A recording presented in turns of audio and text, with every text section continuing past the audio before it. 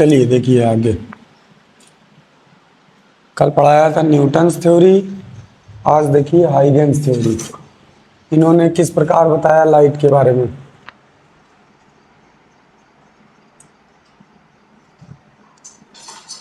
ऊपर लिख देंगे in the same Ira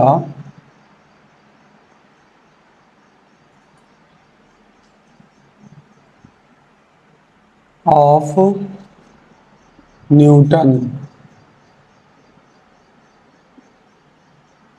Newton's theory.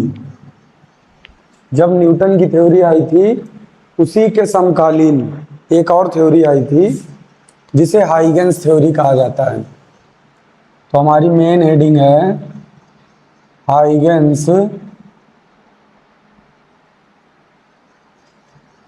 Theory. Huygens theory के अकॉर्डिंग इन्होंने लाइट को मैकेनिकल वेव सपोज किया है। लाइट को क्या सपोज किया है? मैकेनिकल वेव सपोज किया है और लॉन्गिट्यूडनल वेव सपोज किया है। तो यहाँ पे लिखेंगे light is a mechanical wave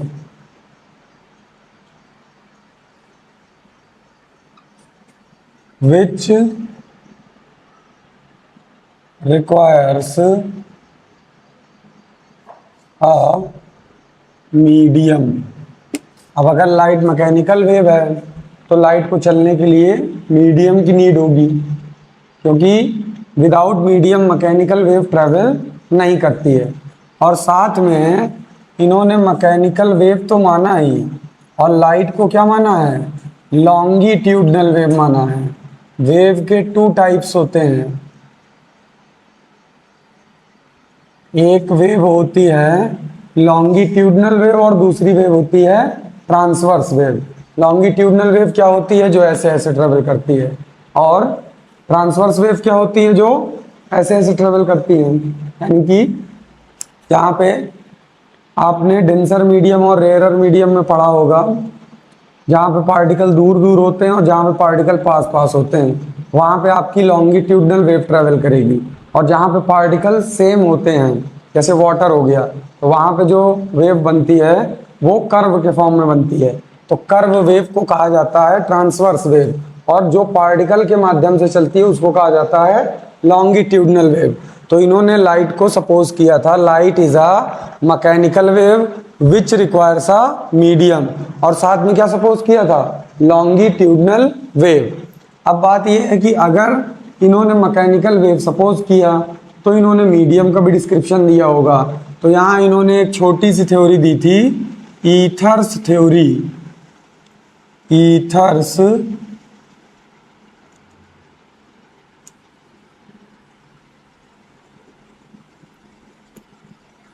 theory. अब इन्होंने ईथर को क्या बताया है बेटा? मीडियम बताया है। ये एक प्रकार का मीडियम है इनकी थ्योरी के अकॉर्डिंग, जिसकी डिफिनीशन इन्होंने दी है a very dilute and highly elastic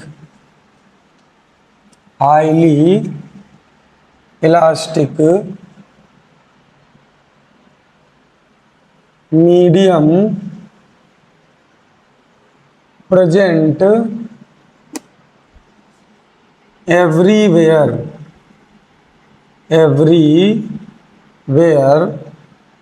which spread light all direction। इन्होंने कहा कि हमारे पूरे यूनिवर्स में, अब ये अर्थ की बात नहीं कर रहे हैं, पूरे यूनिवर्स की बात कर रहे हैं। कहा कि हमारे पूरे यूनिवर्स में एक ऐसा मीडियम है जो बहुत ज़्यादा डाइल्यूटेड है। तो वेरी डाइल्यूट का मतलब क्या है? वेरी डाइल्यूट का मतलब है लो डेंसिटी।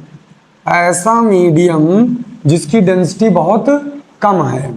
और हाईली इलास्टिक का मतलब क्या है? जो बहुत रिजिड है। हाईली इलास्टिक हाईली इलास्टिक का मीन्स है rigid body, medium present everywhere, जो सब जगह मौजूद है, विच स्प्रेड लाइट और डायरेक्शन, जो प्रकाश को सभी दिशाओं में फैलाने का काम करता है। अब सपोज करिए कि ये आपका सन है और ये आपका अर्थ है, तो लाइट यहाँ से ट्रेवल करके आती है with the help of ether, ether की हेल्प से, क्योंकि मीडियम है। हालांकि बाद में पता चला कि लाइट मैकेनिकल वेव है, बट उस टाइम पे ये अपनी थ्योरी को इस प्रकार से एक्सप्लेन कर रहे थे, जो कि न्यूटन से थोड़ा बेहतर थी। क्यों बेहतर थी? क्योंकि इन्होंने एक्सप्लेनेशन कई चीज़ों का दिया था। इन्होंने एक्सप्लेनेशन किसका दिया? रेक्टिलिनियर प्रोपेगेशन, उसके बाद प्रूफ दिया किसका? रिफ्लेक्शन लॉ का प्रूफ दिया, फिर इन्होंने प्रूफ दिया रिफ्रैक्शन का, फिर इन्होंने एक्सप्लेन किया interference, diffraction and not polarisation. Polarisation को एक्सप्लेन नहीं कर पाए थे, तो इनकी थ्योरी न्यूटन की थ्योरी से उस समय बेहतर थी। लेकिन प्रेजेंट टाइम में ना तो न्यूटन की थ्योरी क्या है बेहतर है और ना ही इनकी थ्योरी बेहतर है। तो इन्होंने क्या बताया, याद रखना है, light is a mechanical wave which requires a medium. और मैकेनिकल वेव में कौन सी वेव सपोज किया था? लॉन्गिट्यूडनल वेव सपोज किया था। फिर इन्होंने कहा कि अगर मीडियम है तो उस मीडियम का डिस्क्रिप्शन दिया, ईथर बोला, उस मीडियम को क्या कहा इन्होंने? ईथर कहा, ईथर्स थ्योरी दिया। ईथर क्या है बेटा?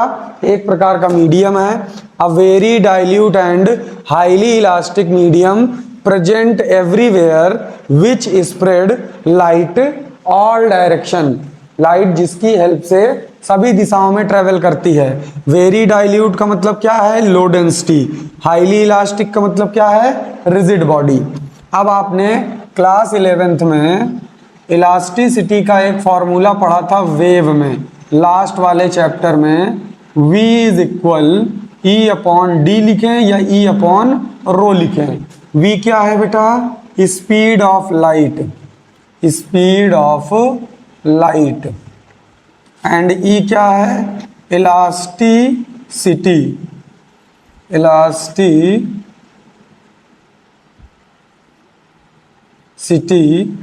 एंड रो क्या है? Density.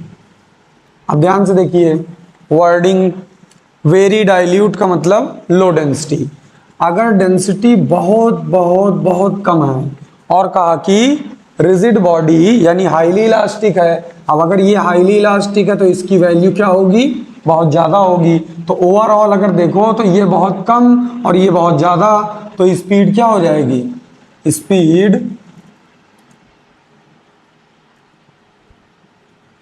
Is very very high. अगर आपकी किसी मीडियम में डेंसिटी बहुत कम है और इलास्टिसिटी बहुत ज़्यादा है, तो ऐसे मीडियम में लाइट की जो स्पीड होती है वो बहुत हाई होती है, अकॉर्डिंग टू हाइगेंस थ्योरी। बात समझ में आई? हाइगेंस थ्योरी के अकॉर्डिंग स्पीड की लाइट क्यों ज़्यादा होती है? क्योंकि मीडियम प्रेजेंट है, उस मीडियम का नाम ईथर है, और ईथर में जब भी लाइट ट्रेवल करती है तो रिजिड पार्टिकल के थ्रू ट्रेवल करती है। रिजिड पार्टिकल है और डेंसिटी बहुत लो है, इसलिए लाइट की स्पीड बहुत ज़्यादा हो जाती है। ये इनकी हाइगेंस थ्योरी है। अब इन्होंने एक्सप्लेनेशन किसका दिया और कैसे दिया, उस चीज़ को आपको ध्यान से समझना है और इनके प्रूफ को समझना है। तो प्रूफ तो बाद में आएगा, पहले बताएंगे Huygens theory can explain.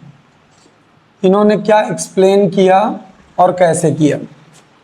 Point number 1, इन्होंने बताया light is a rectilinear propagation, rectilinear propagation. प्रकाश सदैव सीधी रेखा में चलता है। कैसे चलता है? इन्होंने कहा कि इसकी वेवलेंथ बहुत छोटी है, it's wavelength, its wavelength is very small। इसकी वेवलेंथ क्या है, बहुत छोटी है, मतलब लाइट ऐसे ट्रेवल करती है, ऐसे, इस प्रकार से। अब अगर वेवलेंथ छोटी है तो अब आपको ये जो डायग्राम है ये अप्रॉक्सीमेट क्या दिख रहा है, सीधा दिख रहा है। अगर इसी लाइट की वेवलेंथ बड़ी होती तो लाइट ऐसे ट्रेवल करती। अब आपको ये लाइन सीधी नहीं दिखाई दे रही है, तो इन्होंने लाइट का जो डिस्क्रिप्शन दिया था वो स्मॉल वेवलेंथ मानकर दिया था। इन्होंने कहा लाइट की वेवलेंथ इतनी छोटी है कि वो आपको रेक्टिलिनियर जैसी दिखाई देती है। तो इस प्रकार से इन्होंने डायग्राम बनाया और कहा कि स्मॉल वेवलेंथ के कारण लाइट हमेशा रेक्टिलिनियर पाथ में प्रोपेगेट करती है, यानी कि ट्रेवल करती है। पॉइंट नंबर टू में इन्होंने क्या बताया, इन्होंने रिफ्लेक्शन प्रूफ करके दिखाया। रिफ्लेक्शन को प्रूफ किया, और अगर रिफ्लेक्शन प्रूफ हो जाएगा तो आप जानते हैं, रिफ्लेक्शन को प्रूफ किया, angle i is equal angle r. इसको इन्होंने क्या करके दिखाया, प्रूफ करके दिखाया। तो वो पूरा डायग्राम के थ्रू आपको पूरा डेरिवेशन समझाया जाएगा। थर्ड पॉइंट में इन्होंने क्या प्रूफ करके दिखाया, रिफ्रैक्शन प्रूफ करके दिखाया। अब रिफ्रैक्शन में बेंडिंग ऑफ लाइट है, लाइट क्या हो जाती है, बेंड हो जाती है। अगर रेयरर मीडियम से डेंसर मीडियम में जाएगी तो टूवर्ड्स द नॉर्मल, और अगर डेंसर मीडियम से रेयरर मीडियम में ट्रेवल करेगी तो अवे फ्रॉम द नॉर्मल। तो यहाँ पे बेंडिंग ऑफ लाइट को भी इन्होंने प्रूव करके दिखाया, sine i upon sine r is equal constant. और इसी को क्या कहा जाता है, रिफ्रैक्टिव इंडेक्स। इसको भी इन्होंने प्रूफ करके दिखाया विद एक्सपेरिमेंट। मतलब इसका इन्होंने एक्सप्लेनेशन नहीं दिया, प्रूफ भी किया। ऊपर हेडिंग क्या पड़ी हुई है, हाइगेन्स थ्योरी कैन एक्सप्लेन। इसका भी इन्होंने क्या किया, एक्सप्लेनेशन किया। इसका कोई प्रूफ नहीं था, ये सिर्फ इनका एजम्पशन था। इन्होंने सपोज किया कि लाइट में जो वेवलेंथ होती है बहुत छोटी छोटी होती है, तो उसको इन्होंने स्मॉल कर्व के फॉर्म में दिखाया और आगे बढ़ाते हुए दिखा दिया और बता दिया कि लाइट प्रोपेगेट किस प्रकार करती है।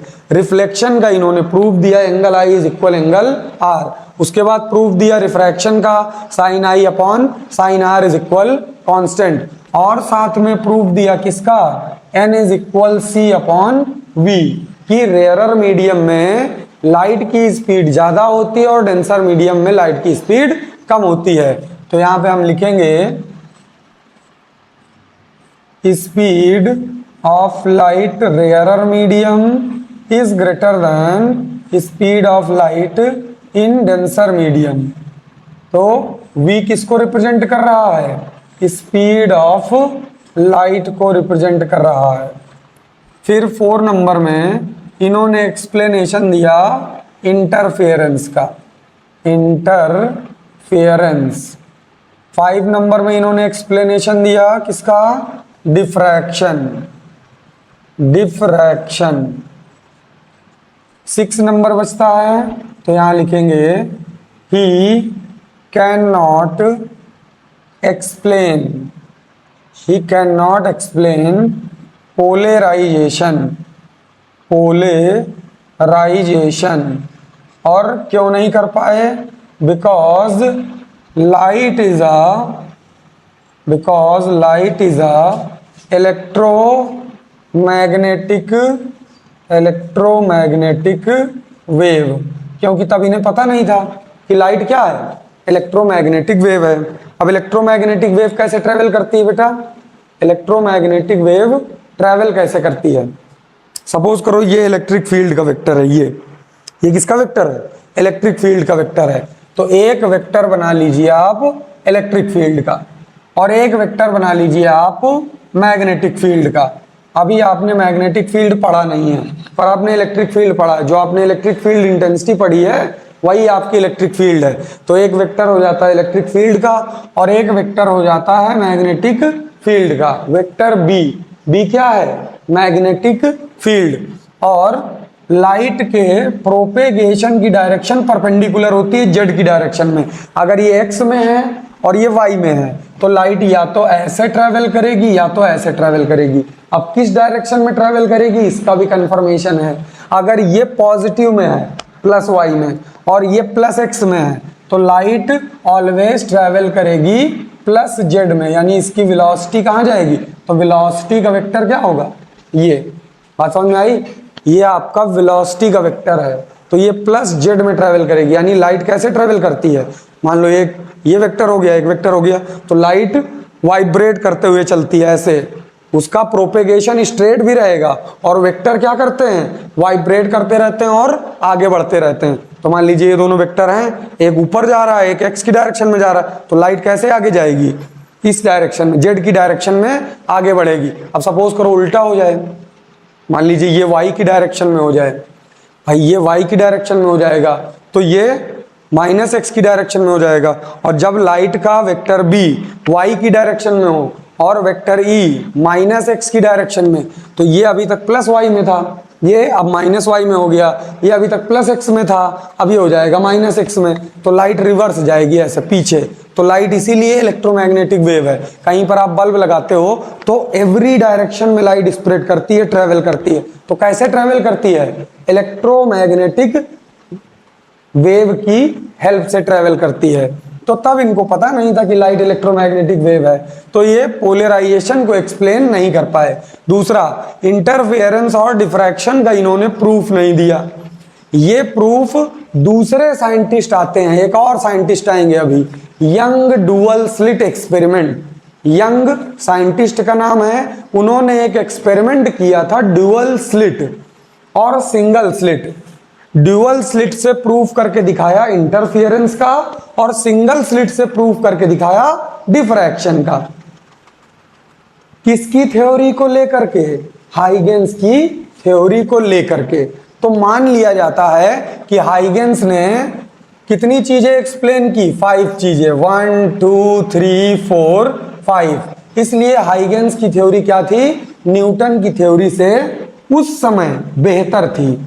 यानी लाइट का अच्छा खासा नॉलेज इनके पास था और इन्होंने with the help of medium ether काफी कुछ एक्सप्लेन किया। बात समझ में आई, तो इसे आप नोट करिए। फिर आपको और बताते हैं कि इनके प्रिंसिपल क्या थे, कैसे इन्होंने लाइट को एक्सप्लेन किया।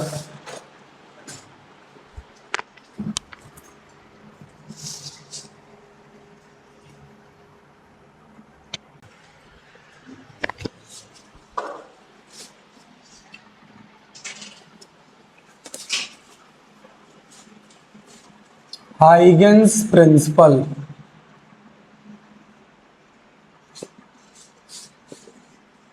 अब इनकी थ्योरी के कुछ प्रिंसिपल्स हैं जिनको हमें पढ़ना है। तो इन्होंने 5 पॉइंट बताए थे, केवल 5 पॉइंट। अगर इनकी थ्योरी की ये 5 पॉइंट आपको आ गए तो आप इनकी थ्योरी को आसानी से एक्सप्लेन कर सकते हैं। इसलिए इसको बहुत ध्यान से सुनिएगा और समझिएगा, जो समझ में ना आए उसको बताइएगा। Point number 1, wave front. Wave front, wave front क्या होता है, इसका इन्होंने एक्सप्लेनेशन किया। क्या कहा इन्होंने, it is a locus of every point. It is a locus of every point of source of light, of source of light which are vibrating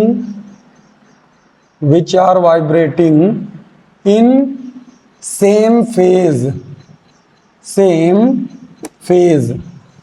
ये इन्होंने वेव फ्रंट की डिफिनीशन बताई। It is a locus of every point of source of light which are vibrating in same phase. तो phase की definition हमने बताई थी आपको क्लास 11th में। ये किसको रिप्रेजेंट करती है, डायरेक्शन, वेलोसिटी, पोजीशन, इन सब को रिप्रेजेंट करती है। तो इन्होंने बताया कि अगर आप कोई पॉइंट सोर्स लेते हैं, सपोज करिए हमने यहाँ पे पॉइंट सोर्स ले लिया, ये हमारा पॉइंट सोर्स है किसका, लाइट का, पॉइंट सोर्स ऑफ लाइट। अब according to first point of explanation, first point में इन्होंने क्या बताया था कि इसकी जो वेवलेंथ होती है वो बहुत स्मॉल होती है और एवरी डायरेक्शन में इमिट करती है। तो सपोज करिए यहाँ स्मॉल वेवलेंथ से लाइट एवरी डायरेक्शन में ऐसे मूव कर रही है, ट्रैवल कर रही है। इस तरीके से हमने इसे रिप्रेजेंट करना है।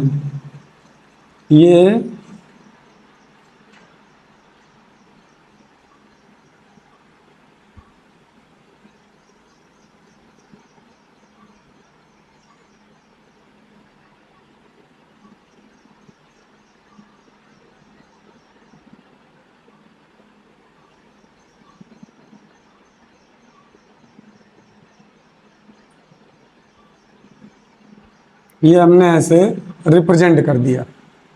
इन एवरी डायरेक्शन, सभी दिशाओं में लाइट क्या करेगी, ट्रैवल करेगी। तो इन्होंने इस पॉइंट सोर्स को, ये जो पॉइंट सोर्स है, इस पॉइंट सोर्स को ही क्या कहा है, लोकस कहा है। लोकस को और क्या कह सकते हो बेटा, सेंटर कह सकते हो। अब इन्होंने कहा कि अगर हम t बराबर t टाइम पर, t बराबर t टाइम पर, अब t की जगह कुछ भी हो सकता है, t किसको रिप्रेजेंट कर रहा है, टाइम को, और ये t किसको रिप्रेजेंट कर रहा है, सेकेंड्स को, मिनट्स को, आवर्स को।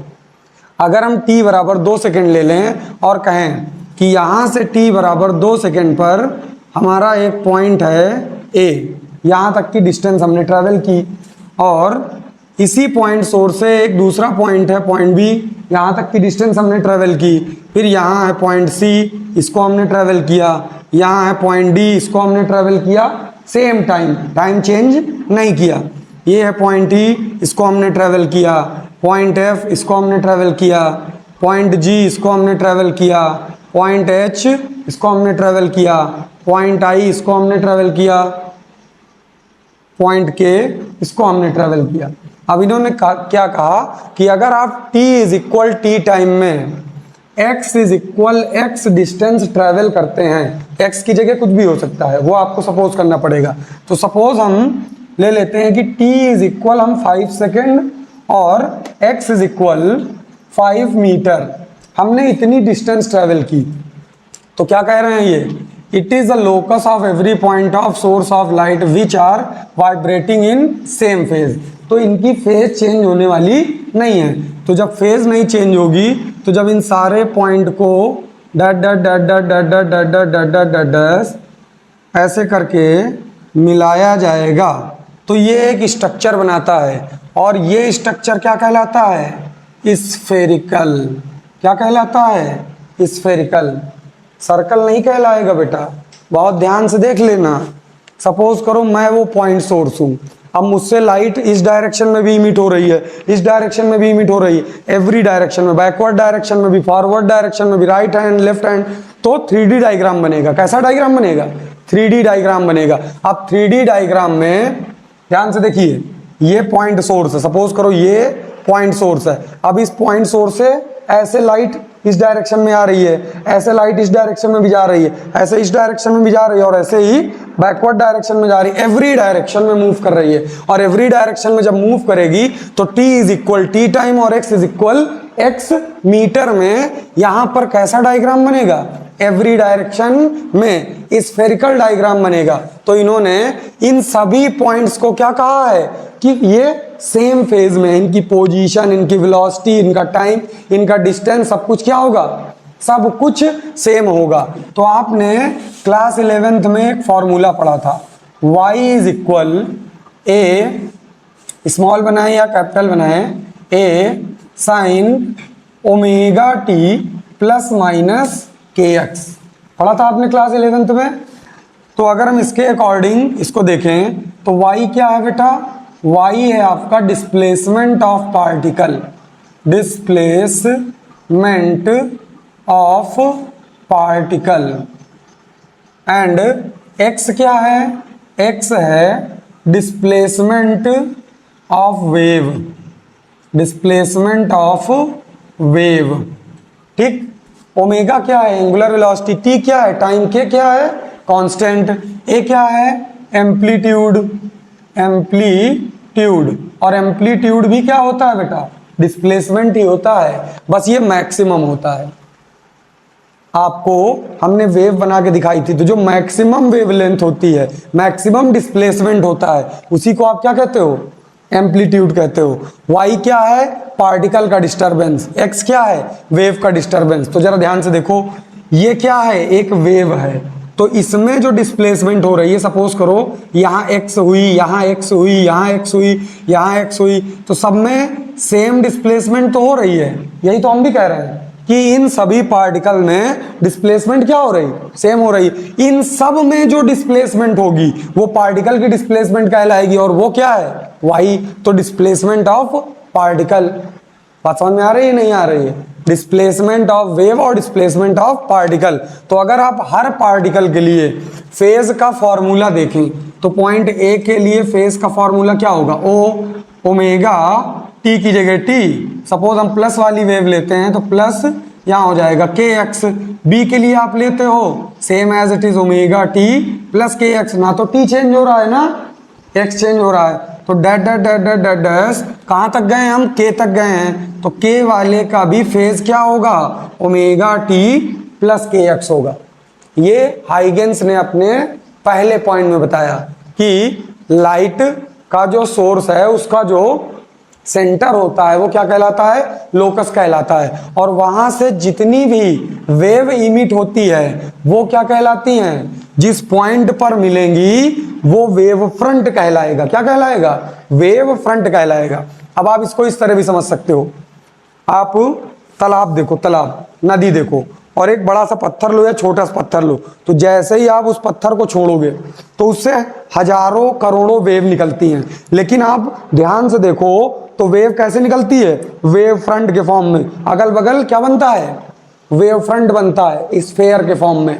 नीचे तक आपको दूर से जैसे ही आपका पत्थर छूटेगा चारों दिशाओं में आपको एक बड़ा सा वेव फ्रंट दिखाई देगा। जिसने न देखा हो आज करके देख लेना। बाल्टी में भी आप छोटा सा पत्थर गिराओगे तो ऐसे करके क्या बनेगा? वेव फ्रंट बनेगा। वेव फ्रंट कैसा होता है? स्फेरिकल होता है। बात समझ में आ गई? तो ये इनका पहला पॉइंट था। पॉइंट नंबर 2 में इन्होंने बताया, पॉइंट नंबर 2 में इन्होंने कहा था कि the direction of propagation, the direction of propagation of wave always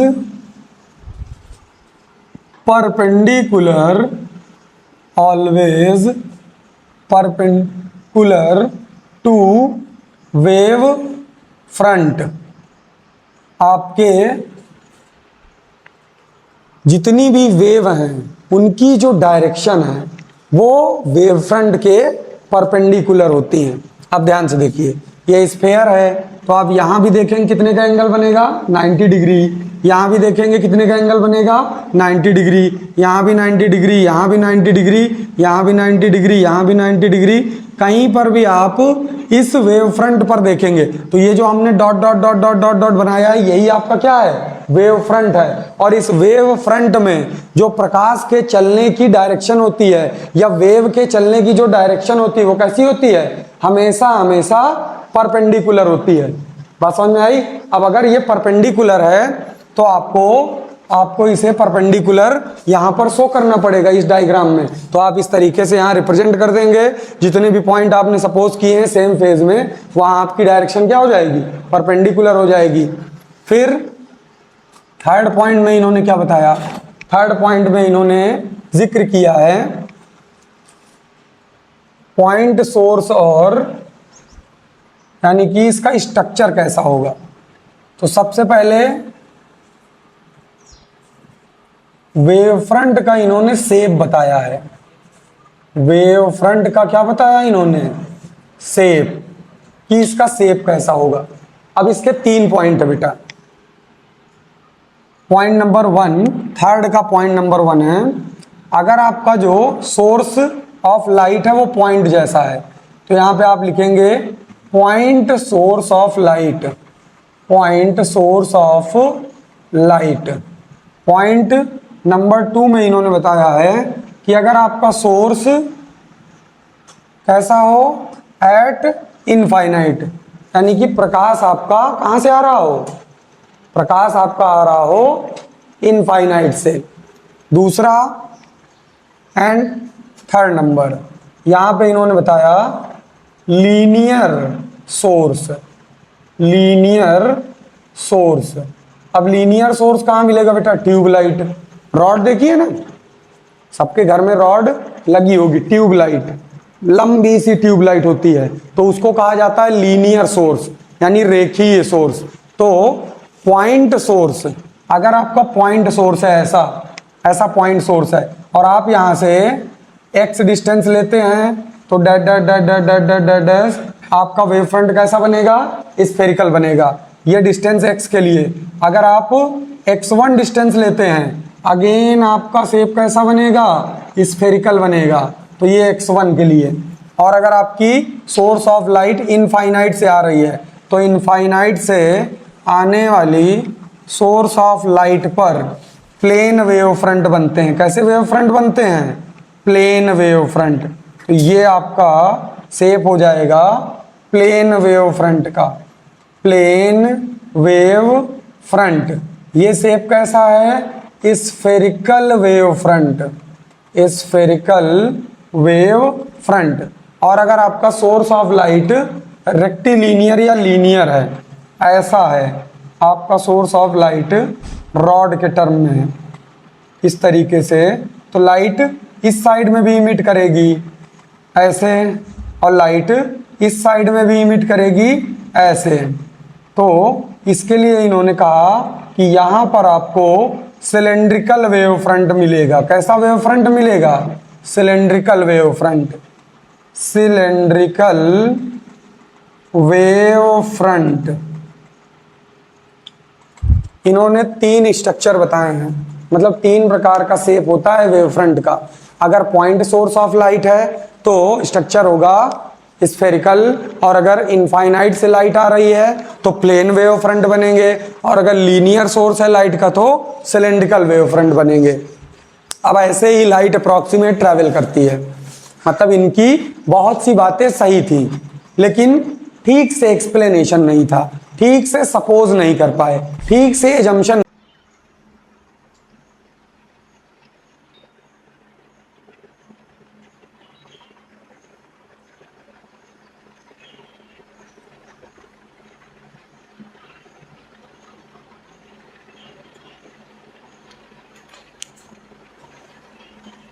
अगर स्केल विस्केल आज न लाए हों कल जरूर ले आइएगा। कल रिफ्लेक्शन और रिफ्रैक्शन का प्रूफ बताएंगे तो उसमें आप बिना और सेट स्क्वायर लेते आइएगा। सेट स्क्वायर की हेल्प से डायग्राम बहुत आसानी से बन जाएगा, वरना आप परेशान हो जाओगे, पैरेलल वेव फ्रंट नहीं बना पाओगे। ये जो प्लेन वेव फ्रंट मैंने बनाए हैं सोर्स ऑफ लाइट के इनफाइनाइट पर, इसी से प्रूफ किया था उन्होंने रिफ्रैक्शन और रिफ्लेक्शन। तो सेट स्क्वायर स्केल सब कुछ लेके आइएगा।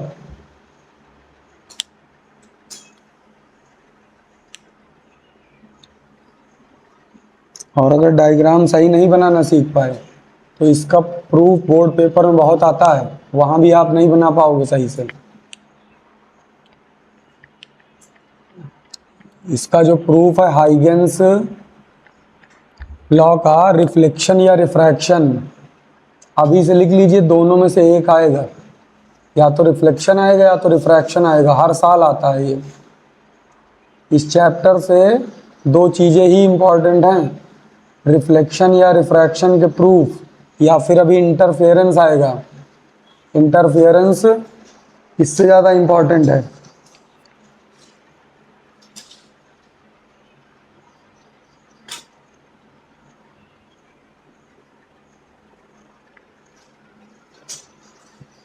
नोट हो गया है।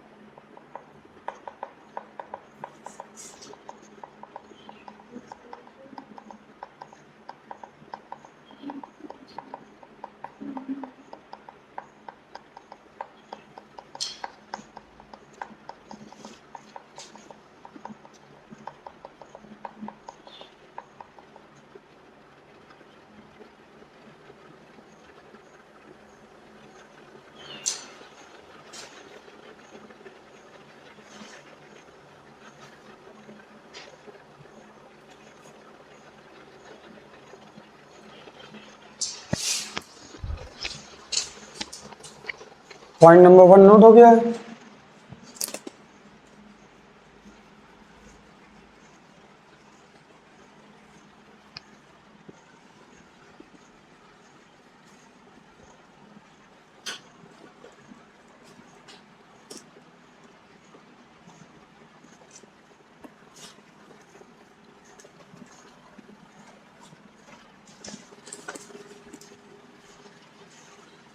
पॉइंट नंबर 2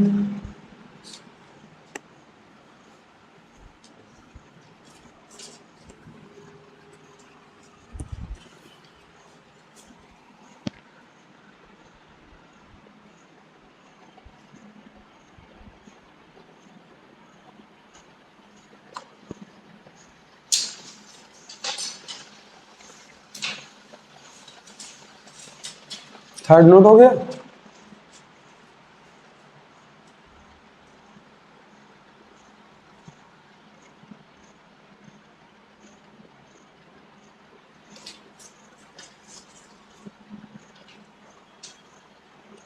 सबके आगे उनके सेप जरूर लिख लीजिएगा, सिर्फ ये लिखने से काम नहीं चलेगा। पॉइंट 1 2 3 ये नहीं लिखा कि ये कौन से वेव फ्रंट हैं, स्फेरिकल, प्लेन और सिलेंड्रिकल।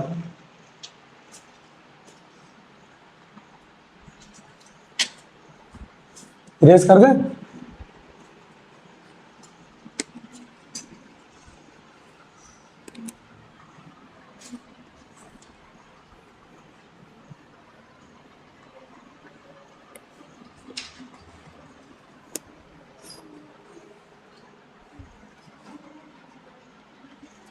देखिए इसका 4 point and 5th point.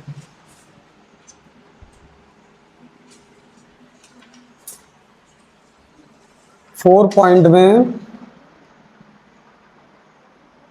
Secondary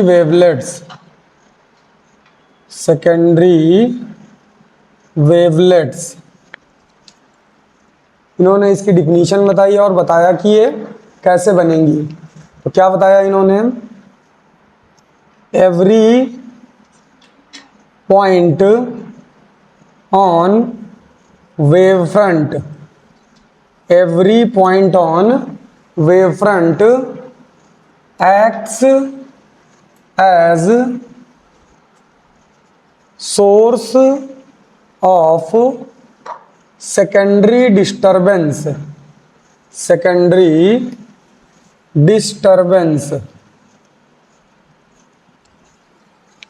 which emits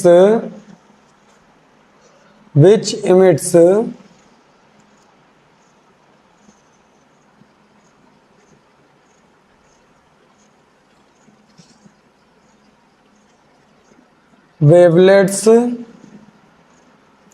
which emits their own wavelets,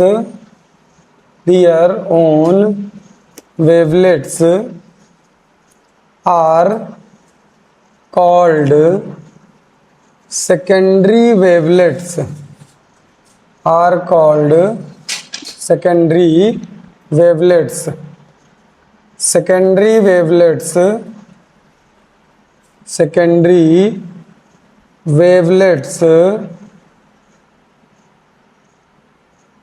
spread, या स्प्रेड की जगह आप दूसरा वर्ड भी लिख सकते हो, ट्रेवल्स। ठीक, दोनों में से एक ही वर्ड लिखेंगे, या तो इसको लिखेंगे या तो इसको। Secondary wavelets spread all direction with the speed of light, light की स्पीड से ये भी चलती हैं। अब कैसे समझाया इन्होंने इसको, इसके लिए आपको स्टार्टिंग से फिर डायग्राम बनाना पड़ेगा।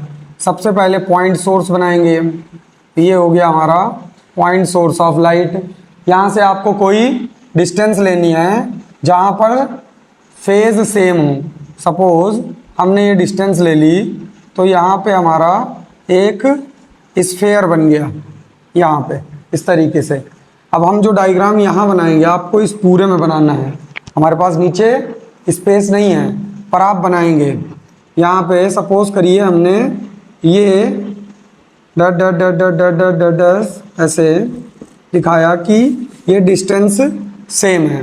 अब अगर ये डिस्टेंस सेम है तो इन्होंने कहा कि इस वेव फ्रंट पर, हमने यही तो बताया था कि ये जो स्फेयर बन रहा है ये यही क्या कहलाता है आपका, वेव फ्रंट कहलाता है।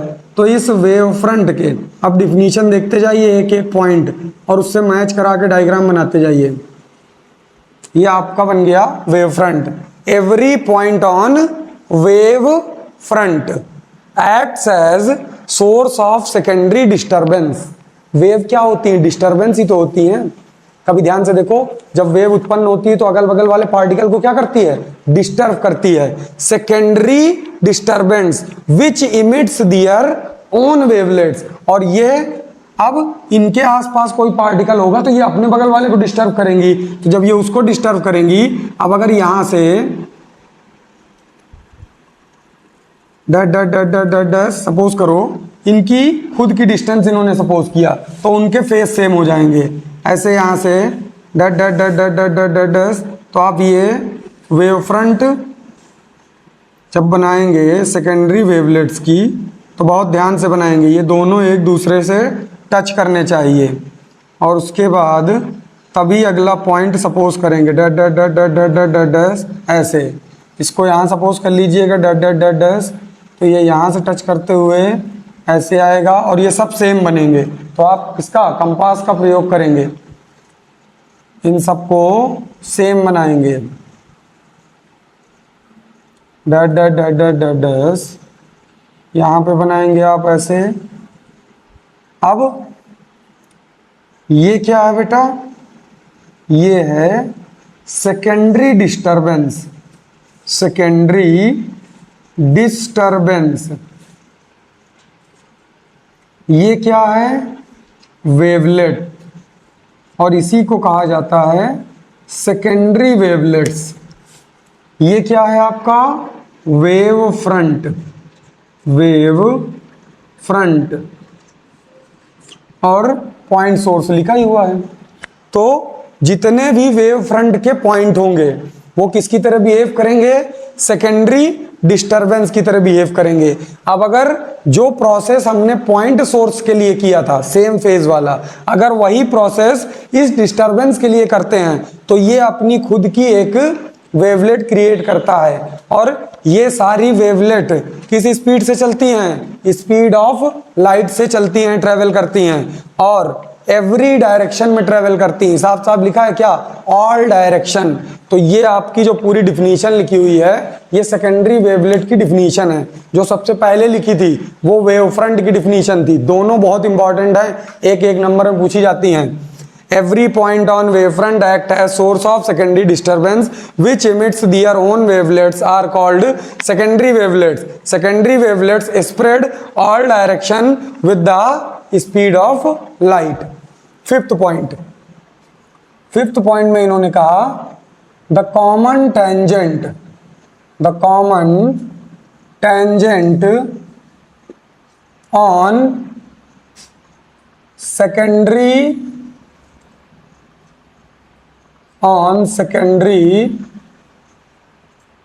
wavelets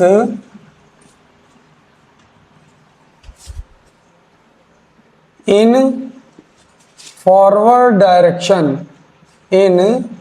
forward direction gives new wavefront.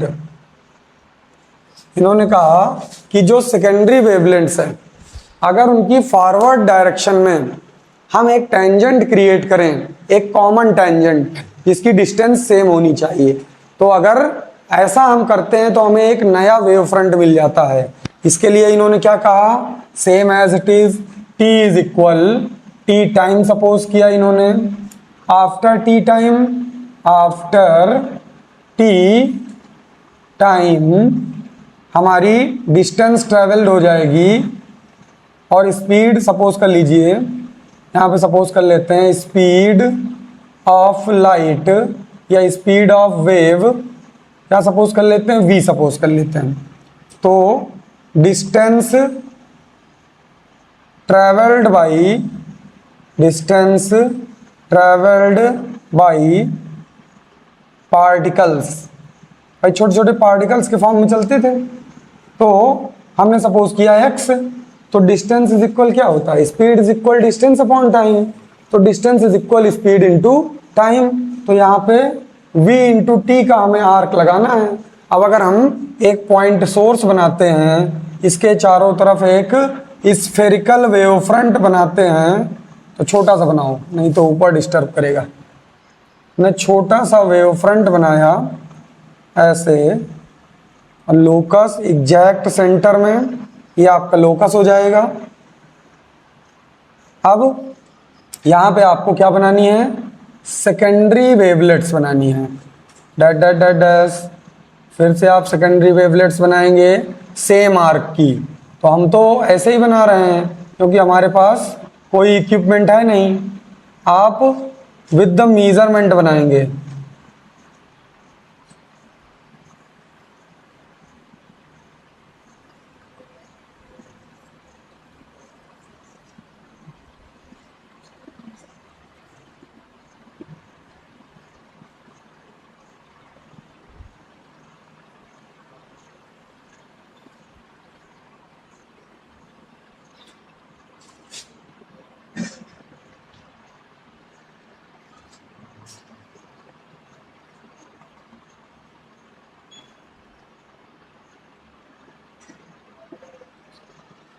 इस तरीके से इन्होंने वेवलेट्स बनाई।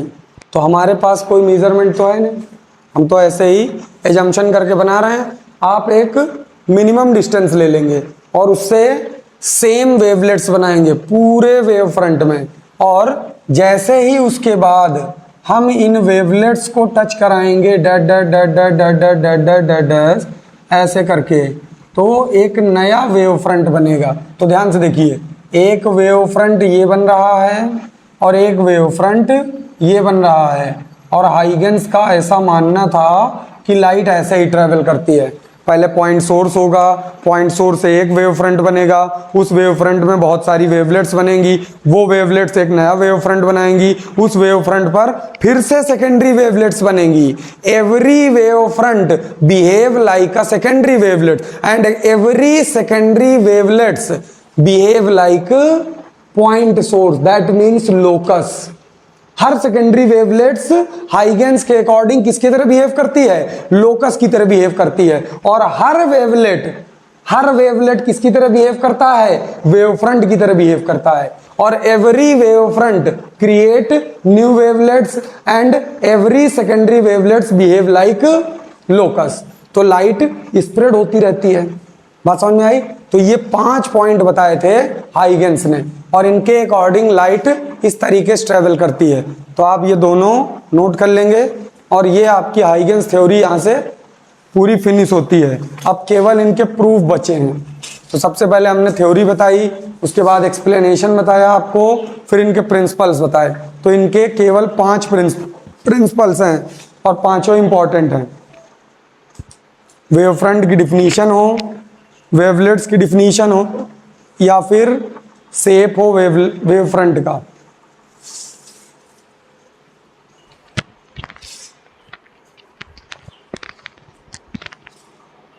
और कल सब कुछ लेके आएंगे, कंपास